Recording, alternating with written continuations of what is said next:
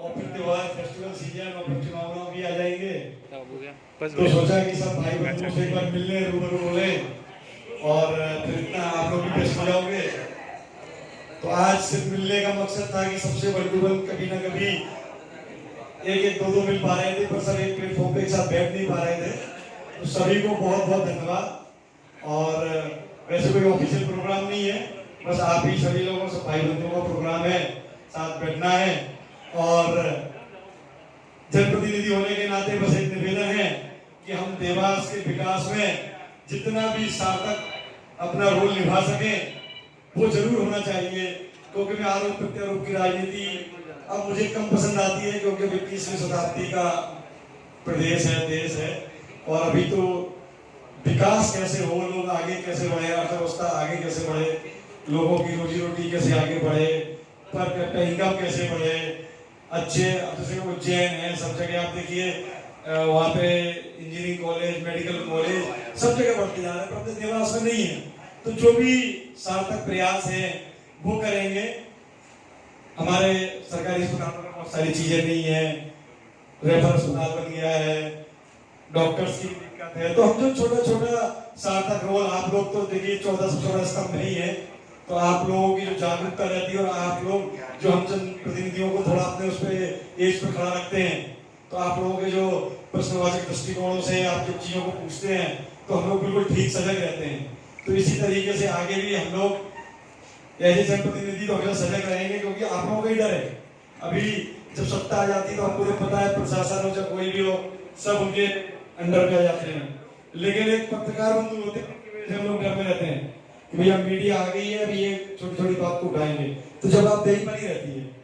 तो ये एक प्रोफेशनली मेरा आप लोगों से निवेदन था कि आप इसी तरीके से सार्थक मुद्दे इसी तरीके से उठाते रहेंगे तो हमारे देवास में भी विकास की बहार आ जाएगी। क्योंकि बहुत सारी चीजें हमने देखा है पिछले 30-35 सालों से, अपने देवास में कुछ नहीं होता, बाकी सब जगह हो रहा है, जबकि अपने देवास में पहले से ही सब कुछ था ही। आप देखिए हमारे पास सबसे पुराना उद्योग क्षेत्र भी था। अभी हम कॉलोनी गणेश जी के उसमें भी जा रहे थे, तो सड़कों के जो हाल थे हमारे यहाँ अच्छे, जो हम अभी बहुत सारे सरकारी स्कूलों में पैसे थे, हम लोगों ने पढ़ेगा देवास तो पढ़ेगा देवास करके एक अभियान चालू किया था। इसी बात एक घर घर जाने को मिल भी रहा था, तो हम एक एक घर में गए, एक एक व्यक्ति से मिले, एक एक बच्चे से मिले, एक एक दुकानदार से मिले। तो वहाँ पे जाके देखा सड़कों की क्या हालत है। कई सरकारी अस्पतालों में गए, सरकारी स्कूलों में गए, अस्पताल तो है ही एक ही है, और सरकारी स्कूलों में अध्यापक दो अध्यापक है, वो भी नदारत है, 4-4 महीने से नहीं आए। 2-3 लोगों से मेरी अध्यापक महोदय से बात करके हमने उनसे बात भी की, देखो भैया सरकारी आती रहेंगी, विधायक आते जाते रहेंगे, पर बच्चों के साथ खिलवाड़ नहीं कर सकते, हम आप पे कार्रवाई करवाएंगे। तो वो भवन नहीं है। इसलिए आज 21वीं शताब्दी में छोटी छोटी चीजें जो नहीं है, या आप देखिए अपन लोग जाते हैं, मैंने छोटा सा वीडियो भी डाला था हम लोग कि हर चीज में अपने देवास के साथ जो भेदभाव हो जाता है, चाहे वो मेट्रो रेल को लेके हो, हालांकि वो राजनीतिक बात हो जाएगी, जब कांग्रेस की सरकार थी तो देवास भी मेट्रोपोलिटन शहर में था।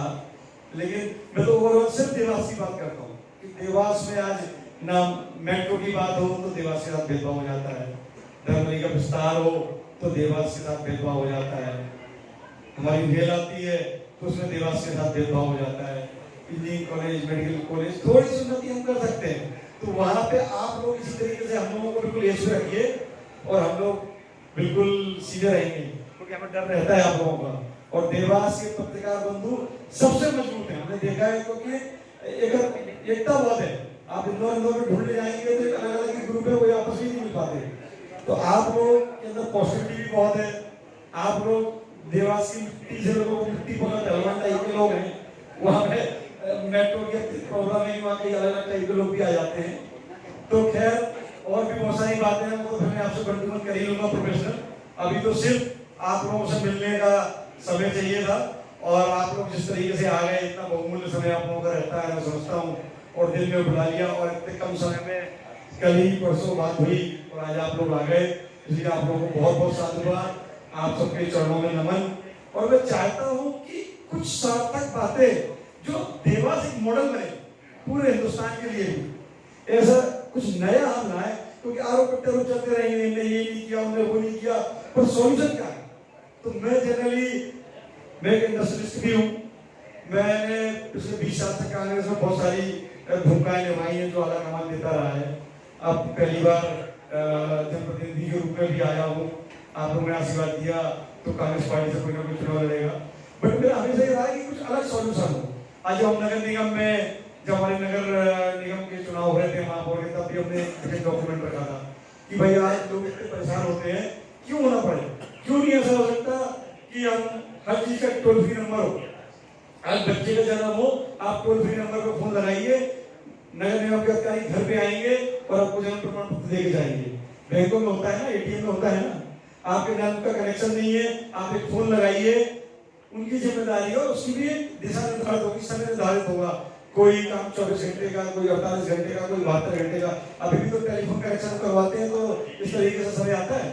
तो इस तरीके की कुछ पॉजिटिव चीज है जो हर जगह हो सके, और ये बहुत जरूरी है कि हम इस तरीके के कुछ विजन्स लाएं और इन्हें चरणबद्ध रूप से पूरा करें। चाहे पैकी के प्लॉट की समस्या हो, कोई भी समस्या देवास में मैंने देखी इतनी बड़ी थी जो सॉल्व ना कर सके, सिर्फ थोड़ी सी इच्छा शक्ति की कमी रही है, किसी ने विजन उस चीज में लगाया नहीं, थोड़ा सा आप लोगों ने हम लोगों को टाइट किया नहीं। तो मैं तो सबसे पहले कहता हूँ सबसे ज्यादा तो मुझे टाइट कीजिएगा, बाकी जनप्रतिनिधियों को भी आप बिल्कुल टाइट कीजिएगा। आप हमारी जवाबदेही क्या होनी चाहिए जब हम इस पे आए हैं तो छोटे छोटे काम, हर काम में बिजली चली जाती है, मुझे पर्सनली फोन आते हैं कई कॉलोनियों से, तो यही उसके लिए एक टोल फ्री नंबर होना चाहिए।